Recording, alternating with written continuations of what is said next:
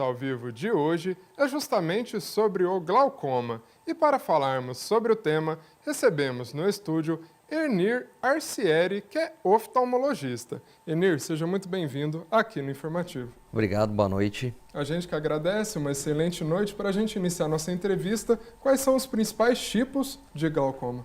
Bom, dentre os principais tipos de glaucoma, nós temos o glaucoma primário de ângulo aberto, que é o glaucoma mais comum e que infelizmente ele é silencioso. Nós temos o glaucoma de ângulo fechado, que é um tipo à parte de glaucoma no qual a pessoa desenvolve uma crise de glaucoma agudo. Então é um glaucoma que no momento da crise ele costuma estar associado com sintomas.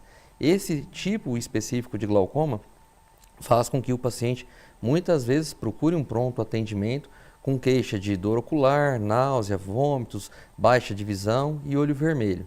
Nós temos o glaucoma congênito, no qual a criança muitas vezes já nasce com a doença, então já é detectado às vezes já no momento do teste do olhinho que é feito no recém-nascido. Então o teste do olhinho ele serve também como triagem para o glaucoma congênito. Nós temos glaucomas secundários a outras doenças ou uso de medicamentos ou traumas oculares. Perfeito, Enir, muito bem explicado. E quando a gente fala ali de fatores de risco, quais são eles? Os principais fatores de risco, o principal é a pressão intraocular. O aumento da pressão intraocular é o principal fator de risco para o glaucoma. Como fatores de risco também nós temos o histórico familiar, que aumenta o risco em 4 a 8 vezes para que a pessoa tenha o glaucoma.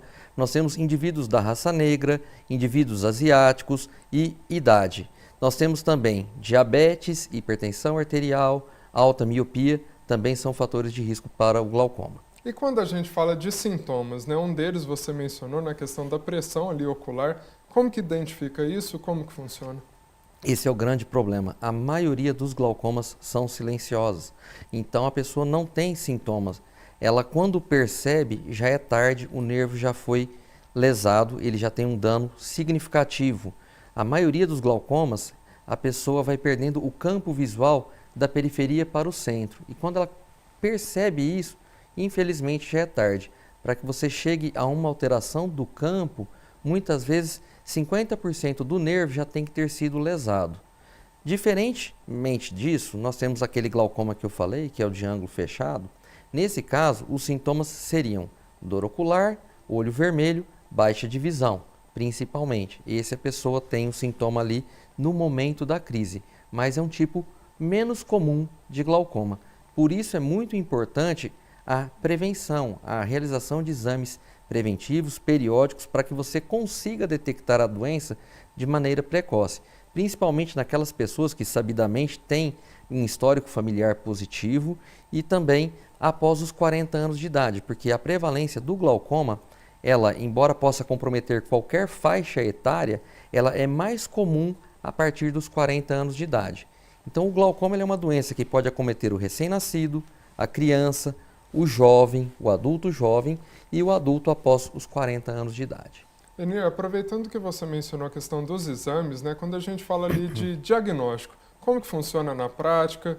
A pessoa dando esse primeiro passo, né, de procurar ali o profissional, como que funciona o diagnóstico ali na clínica? No momento do exame oftalmológico, nós avaliamos a pressão intraocular do paciente, que é o principal fator de risco para o glaucoma, apesar de que existe um tipo de glaucoma no qual a pressão está dentro dos limites da normalidade, que é chamado de low tension glaucoma. E existem pessoas com a pressão elevada, acima do considerado limite superior da normalidade, mas que não têm o glaucoma, não tem a lesão no nervo óptico, que é o considerado como um hipertenso ocular. Então, durante a avaliação oftalmológica, o oftalmologista ele vai avaliar a pressão intraocular do paciente e vai fazer o exame de fundo de olho, no qual ele vai avaliar o nervo óptico, que é a estrutura que é lesada na doença do glaucoma. O glaucoma ele é uma neuropatia, ele é uma doença que ataca o nervo. Então, quando você examina o paciente, você afere a pressão intraocular, você examina o fundo de olho do paciente, você vai ter a suspeita da doença. E nesse caso, você solicita exames complementares para corroborar o diagnóstico. Dentre esses exames complementares, nós temos a medida da espessura da córnea, que é a paquimetria corneana, que interfere na mensuração da pressão intraocular. Nós temos a avaliação do campo visual, que avalia a função do nervo óptico, e nós temos exames de imagem para documentar esse órgão que é lesado, documentar o nervo óptico, que é a fotografia de papila, a estereofotografia de papila ou retinografia, no qual é tirado uma fotografia do fundo de olho do paciente para avaliar especificamente o nervo óptico, e nós temos a tomografia de coerência óptica, que vai avaliar a questão do nervo óptico e a camada de células ganglionares da retina, que é o local onde tem a lesão no paciente com glaucoma. Pois é. E quando a gente fala ali da questão de tratamento, né, quais são as alternativas possíveis? Começando pelo glaucoma congênito, o glaucoma congênito é igual à cirurgia. O tratamento do recém-nascido, da criança com glaucoma, é eminentemente cirúrgico. Já o paciente adulto com glaucoma, o tratamento ele pode ser clínico, medicamentoso. Geralmente nós começamos com o tratamento medicamentoso através do uso de colírios, que vão reduzir a pressão intraocular, diminuindo a produção do humor aquoso ou aumentando a drenagem do humor aquoso dentro do olho. Nós temos a opção de tratamento a laser para tentar modular a região onde é feita a drenagem desse líquido que nós temos dentro do olho, do humor aquoso, facilitando o seu escoamento e assim diminuindo a pressão intraocular. E nós temos diversas técnicas cirúrgicas para tentar também tratar o glaucoma e evitar a progressão da doença. O grande problema é que o glaucoma é uma doença que não tem cura, ele tem controle. Então você consegue tentar controlar a doença, evitando que ela progrida, mas o que já foi lesado, infelizmente, ele é irreversível. E o objetivo do tratamento do glaucoma é reduzir a pressão intraocular. Então nós tratamos um fator de risco. Nós reduzimos a pressão intraocular para evitar que ela continue lesando o nervo óptico do paciente. Com certeza. A gente já está chegando ao final da nossa entrevista, né? A última coisa que eu queria te perguntar, mais um recado para você deixar para a população, né? Questão de conscientização, de prevenção, principalmente atrelada a essa questão, né, que você mencionou, que não tem cura, mas é possível levar uma vida saudável ali, né, mesmo com o glaucoma, não é mesmo? Mesmo. Isso aí, você conseguindo controlar, você consegue levar uma vida praticamente dentro da normalidade. Vai depender do momento no qual a doença é diagnosticada. Então, o importante é que todos se conscientizem da necessidade do exame periódico. Então, a partir dos 40 anos de idade, é obrigatório que a pessoa faça pelo menos um exame oftalmológico ao ano.